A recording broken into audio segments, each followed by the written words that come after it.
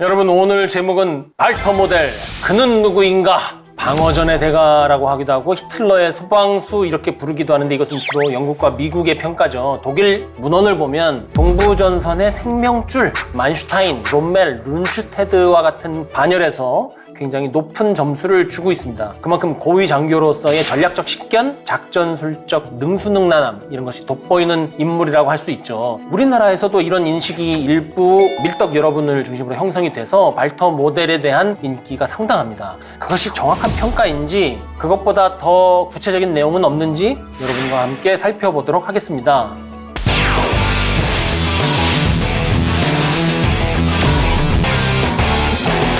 이 얘기부터 하고 넘어가야 될 것 같아요. 발터 모델은 철저한 나치주의자였고 히틀러 신봉자였습니다. 전문가들은 이렇게도 얘기해요. 바그라티온 작전 기간 동안 독일군을 이끌며 보여준 모델 장군의 선전은 그가 히틀러에 충성하는 지독한 나치주의자였기 때문이다. 이 얘기 뭐냐면, 전선의 다른 뛰어난 지휘관들이 연달아서 이제 해임이 되잖아요. 그거는 히틀러의 지시에 토를 달고 명령을 위반하고 복종하지 않는 일이 잦았기 때문이다, 이렇게 얘기를 하죠. 히틀러의 그 정신병증적인 그 히스테리, 그 다음에 작전에 개입하는 그 엉망진창 우당탕탕, 그건 빼놓고라도 어쨌든지 간에 총통한테 토 달고 명령 안 들으면 뭐가지 잘리는 거죠. 그러나 또 물론 뭐 그렇게만 얘기할 수 없죠. 소련으로 한 방향으로 모스크바로만 공격해도 부족한데 부대를 빼가고 남쪽으로 보냈다가 북으로 보냈다가 이랬다가 저랬다가 왔다 갔다, 너는 맨날 군 가지고 장난하니? 이러니까 이제 히틀러의 명령에 따를 수 없던 것도 있긴 하지만 모델 장군만큼은 달랐다는 거예요. 히틀러의 지시가 잘못됐다는 것을 대놓고 지적하는 용기가 있었지만 일단 이건 명령이야 하면 복종했다는 거죠. 그것이 이제 발터 장군이 다른 장군들과 달랐던 점이라고 합니다.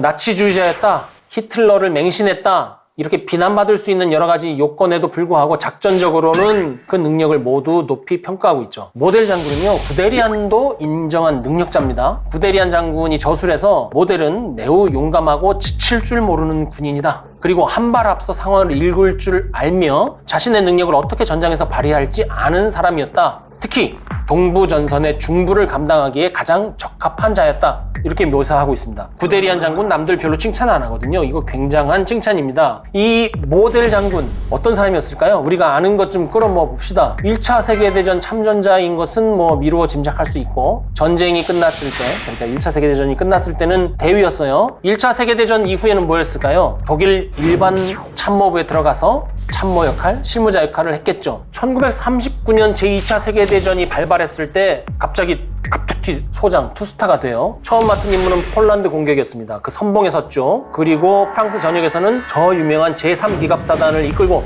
서유럽을 휘젓죠. 그러니까 우리가 구데리안과 롬멜만 얘기할 때 실제 그 전장에서 장병을 이끌고 전투를 한 사람 중에 모델 장군이 있었다는 것도 기억을 해야 합니다. 그리고 그 뒤에도 알고 있죠. 우리는 군단장 진급하고 군사령관 진급해서 나중에 서부전선에서 연합군의 상륙작전을 막는 방어작전을 총괄했다는 것까지 알잖아요. 그러니까 분명 발터 장군은 일단 2차 세계대전 발발 이후로는 믿을 만한 장교였다, 능력 있는 장군이었다, 무게감 있는 지휘관이었다, 이렇게 알 수 있는 것이죠. 그런데 발터 모델이 자기 자신의 진가를 가장 증명해 보인 것은 동부전선입니다. 처음에는 중부 집단군의 일원으로 참전을 해서 구데리안 제2기갑군의 선봉부대로 바로바로사 작전을 지휘를 하죠. 이것이 1941년 하계에 이릅니다. 이후에는 군단장으로 영전을 해서 제41기계화 군단을 지휘를 하기도 하죠. 이 시점까지만 해도 발터 모델 장군이 기라성 같은 여러 독일 장군에 비해서 비교 우위의 능력을 가진, 그러니까 어깨를 나란히 할 만한 그런 지휘관의 능력을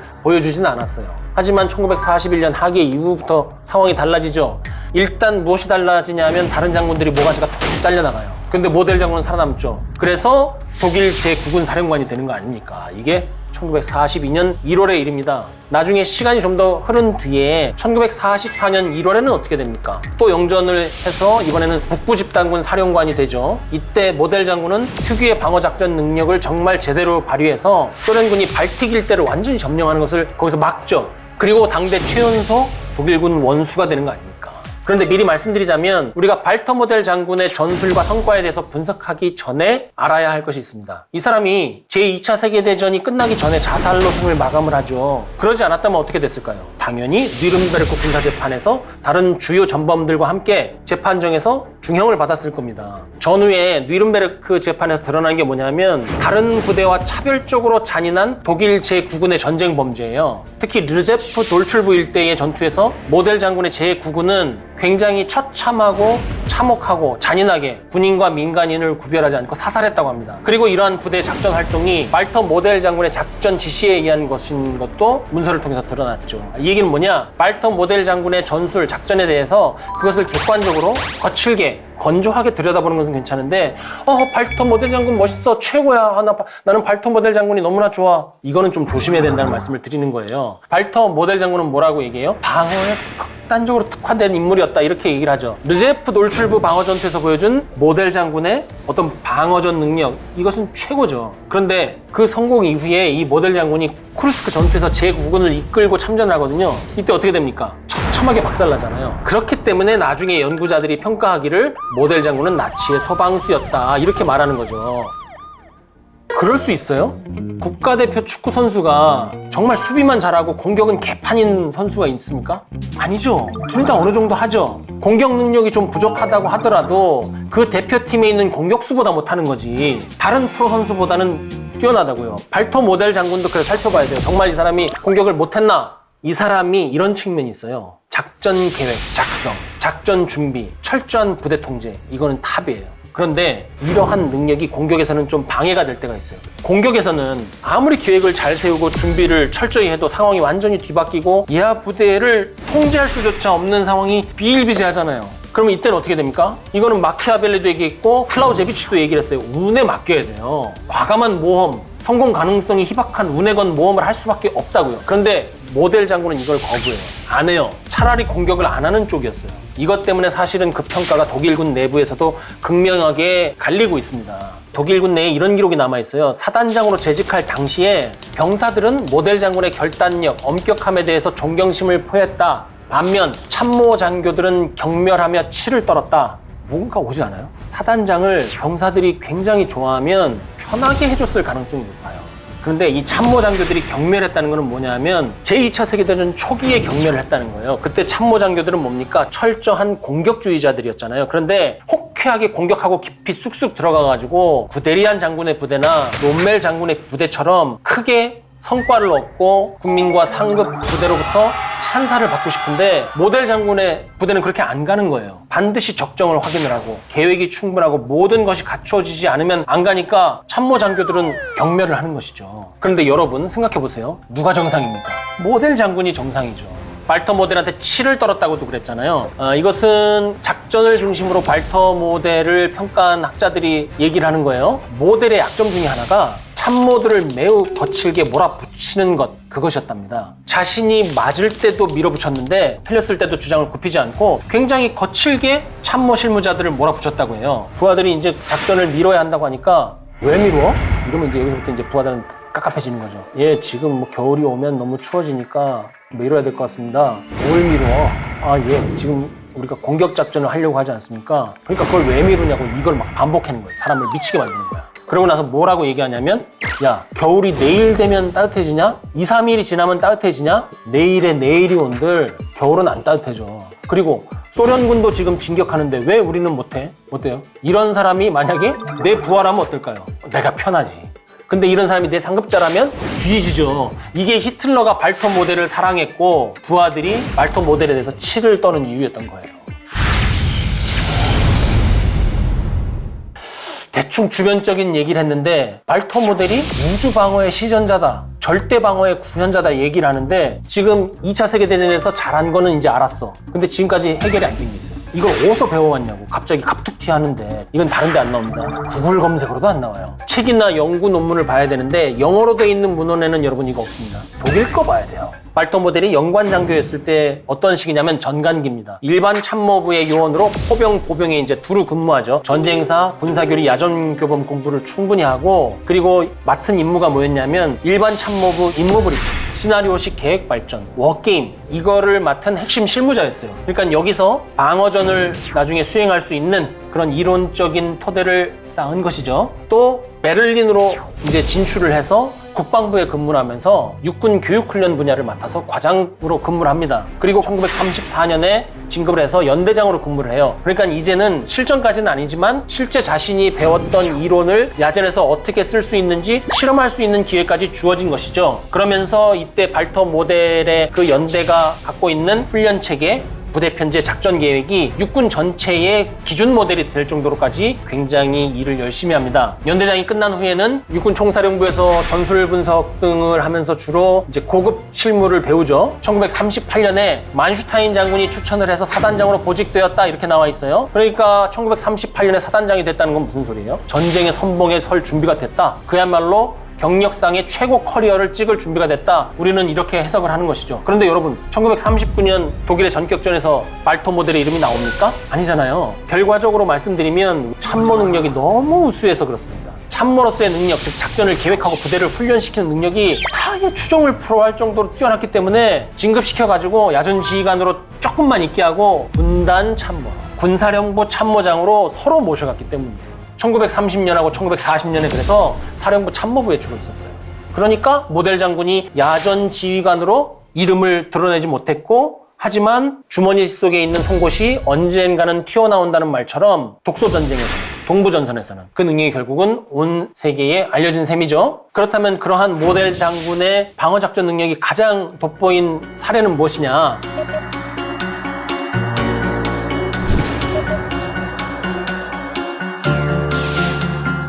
모팔로 기동이라는 작전이 있어요. 1943년 1월의 일인데 레닌그라드 르제프 일대에 있는 독일군이 소련군의 재파식 공격이라는 건 뭡니까? 깐 데 또 까고 안 깐 데 골라 까고 계속 공격하는 거죠. 이 재파식 공격에 그야말로 완전히 전멸할 위험에 놓이죠. 그런데 지금 현재 딱 달라붙어 있으니까는 섣불리 뒤로 빠지면 와르르 무너질 수가 있기 때문에 굉장히 치밀하게 비밀리에 철수할 수밖에 없는 상황이에요. 이 철수 작전을 국군 사령부 전체가 자그마치 4주를 준비를 해요. 어떻게 작전 준비를 전쟁 중에 4주나 합니까? 철수로를 일단 준비해야 되잖아요. 그냥 철수하는 게 아니라 도로를 깔아야 된다고요. 군사령부급 되는 부대가 철수를 하려면 그거를 비밀리에 하는 거예요. 진창에 돌을 깔고 도랑을 메우고 임시도로를 깔고 여러분 철로도 만들어요. 그거는 국가급 건설 작업이잖아요. 이거를 총 길이 300km의 철수로를 만드는 거예요. 전차, 장갑차, 트럭이 지날 수 있는 도로 200km, 우마차가 지날 수 있는 간이도로 600km를 구축했다고 하는데 정말 놀라운 것은 소련군이 눈치채지 못하게 했다는 겁니다. 또 철도를 이용하려면 여러분 우리가 그냥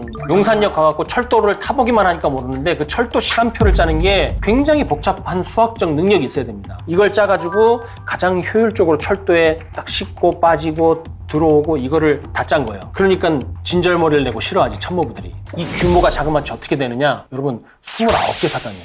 25만 명입니다. 25만 명이 굉장히 정교하게 철수하는, 그것도 중대 단위로. 그리고 소련한테 지금 암호라든지 뭐 무선 다 털려갖고 지금 탈탈 털리고 있잖아요. 보안을 잘 지켰어요. 소련의 스파이들이 주변에 민간인의 형태로 또 후방 지역에 은원패한 뭐 정치할 때 이런 형태로 돌아다녔지만 어쨌든 독일군 철수작전은 사전에 탄원하지 않았다고 해요. 이 철수작전을 버팔로 기동이라고 하는 거예요. 1943년 3월 1일에 시작을 합니다. 한밤중에 철수작전을 시작했다고 하는데 처음에 이제 전체 병력의 3분의 1이 일사불란하게 철수를 했는데 소련군이 눈치를 못 채고 있었다. 그 기동로가 얼마나 절묘하게 짜여졌냐면 배치되어 있는 소련군이 전방 관측 진치에서 봤을 때 안 보이는 그 사각지대로 발견되어서 기관총을 쏜다고 하더라도 직격되지 않는 거기로 해서 철수를 했다는 거예요.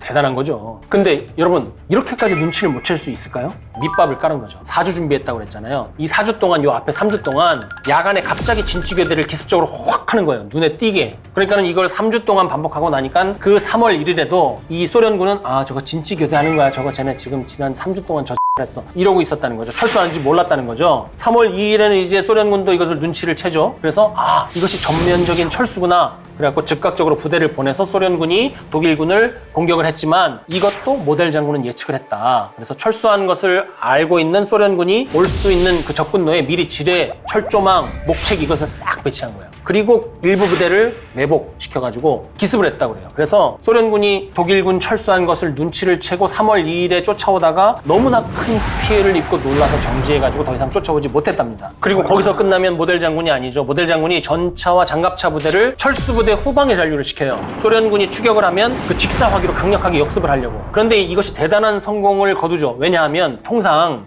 부대가 철수한다 그러면 뭐 제일 먼저 빼요? 기갑, 장갑차 먼저 빼잖아요. 중요한 자산이니까. 그렇게 지금까지 해왔다고요. 그래서 독일군의 기갑 전력이나 장갑차가 빠져나갔겠거니 하고 주로 보병부대로 추격 작전하다가 독일군 전차하고 장갑차가 쏘니까 어떻게 돼요? 피해만 입는 거죠. 큰 피해를 입죠, 소련군이. 근데 그건 그렇고 이거를 왜 버팔로 기동이라고 부를까요? 버팔로. 왜 하필이면? 이게 인터넷에 일부 나와 있는데 제9군사령부의 그 방명록이 굉장히 유명했다고 그래요. 전쟁을 하는 와중에도 어떤 문화적인 거, 예술적인 거 이런 거를 외국군은 유지를 하잖아요. 근데 그 방명록에 어떤 한 장군이 찾아와서 사인을 하고 가는데 거기에 이제 누가 그림을 그려놨다는 거야. 제9군사령부 말터 모델을 버팔로로 그려놨다는 거예요. 그래서 버팔로 기동이다. 두 번째로는 있죠. 이거 같아요. 실제 아프리카에서 여러분 동물의 보시면 버팔로들이 기동을 어떻게 합니까? 굉장히 체계적으로 강한 버팔로, 약한 버팔로, 늙은 버팔로, 뭐 임신한 버팔로 이런 것들을 딱 정해놓고 체계적으로 이동한다고 그러잖아요. 여기에 착안해서 모델 장군하고 그 참모부가 수립한 철수작전의 방식을 버팔로 기동이라고 이름 붙이지 않았을까. 그리고 세 번째도 있어요. 르제프 놀출부에서 독일군이 이렇게 포위됐을 때 모양이 보면 버팔로처럼 생겼어요. 그래서 그렇지 않을까. 이건 제 추측입니다. 그리고 이 철수작전은 3주 동안 계속해서 이어집니다. 처음에 3주 동안 160km를 철수하죠. 굉장히 성공적인 철수입니다. 그리고 철수한 다음엔 뭐 하겠어요? 다시 방어전선을 형성을 하는데 220여 킬로미터에 달하는 방어선을 제대로 구축해내는데 성공한다. 이렇게 평가가 돼 있어요. 그렇다면 만약에 소련군이 이 버팔로 기동을 막아가지고 독일군이 제대로 방어선을 형성하지 못하게 만들었다면 어디까지 우리가 예상해 볼 수 있어요? 동부전선이 좀 더 일찍 정리되지 않았을까? 2차 세계대전이 좀 더 일찍 끝나지 않았을까? 이런 만약이 계속 되는 것이죠. 그렇기 때문에 말터 모델 장군의 버팔로 기동이 동부전선 그리고 제2차 세계대전의 지형을 바꾼 굉장히 결정적인 순간 중 하나다 이렇게 평가를 하는 겁니다. 그리고 이것이 2차 세계대전의 독일 장군 하면 모두 구데리안, 롬멜, 만슈타인과 같은 사람을 꼽지만 1943년 국면에 한해서는 다 같이 이구동성으로 말터 모델을 찾는 이유입니다. 자, 1943년 얘기를 오늘 좀 해보겠습니다. 전 세계 각지에서 전쟁으로 피해가 막 심한 가운데 전쟁을 일으켜서 정말 유럽 온 바닥을 시끄럽게 만들었던 추축국 3인방. 이 3인방의 운명의 시계는 지금 어떻게 흘러가고 있을까요? 히틀러의 스승이라고 할 수 있는 이 사람, 골칫덩어리였던 이 사람, 제2차 세계대전 환장의 아이콘 무솔리니의 최후에 대해서 우리 함께 알아봅시다.